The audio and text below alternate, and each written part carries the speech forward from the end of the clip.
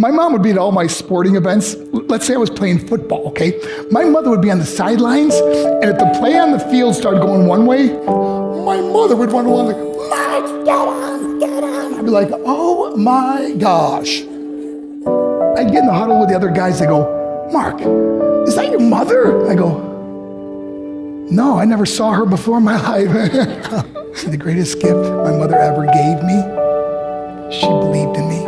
I have overdosed on drugs on 3 occasions where I should have been dead. But I believe I was kept here for a reason. You show me your friends, I will show you your future. How do I know this? I hung out with losers, and I became the biggest loser of them all because I gave up everything I dreamt about as a little boy because of who I chose to surround myself with. My friends would drive me home at 2, 3, 4 in the morning. We'd be drunk and high, laughing in the car. We'd pull up in front of my house in New York. They go, Mark, the light's on. I go, oh man, my mother's up. See, my mom wouldn't go to bed until she knew her son was still alive.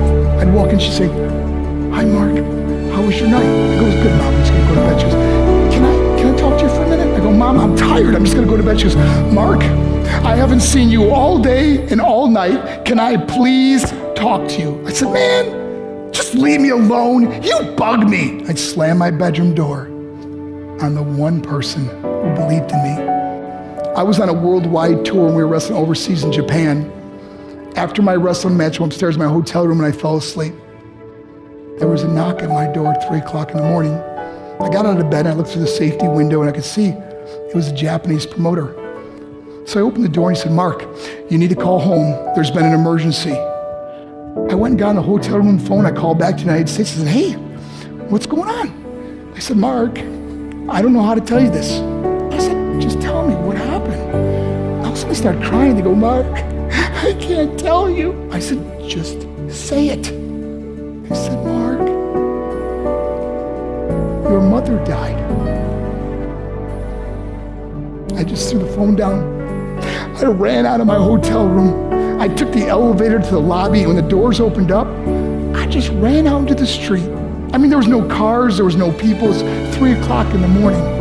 And I walked down the middle of a street in Hiroshima, Japan, and I remember looking up and just saying, Mom, I am so sorry. I flew home for her funeral, and I was so nervous to walk up to her casket, so I just stood way in the back. And I kept looking from a distance. I kept thinking to myself, Mom, please wake up. Please get up. And then I finally got the nerve to walk up to her. And as I got closer, I could see my mom for the first time. I mean, she was so beautiful. She was dressed in white. I mean, she looked like an angel. And I just stood over and I said, Mom, you are my hero.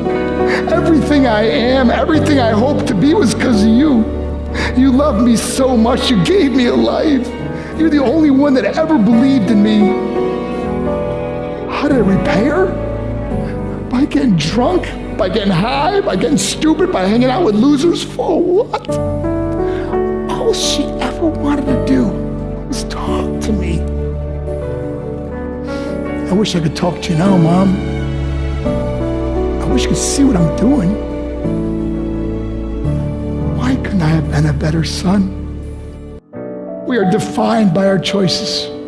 But if you surround yourself with people involved in drugs and alcohol and pills, it's a dead end. I'm not here to preach to you. I'm here to tell you I lived that life. It leads to broken hearts, broken relationships, broken dreams, and death. For what? To get high?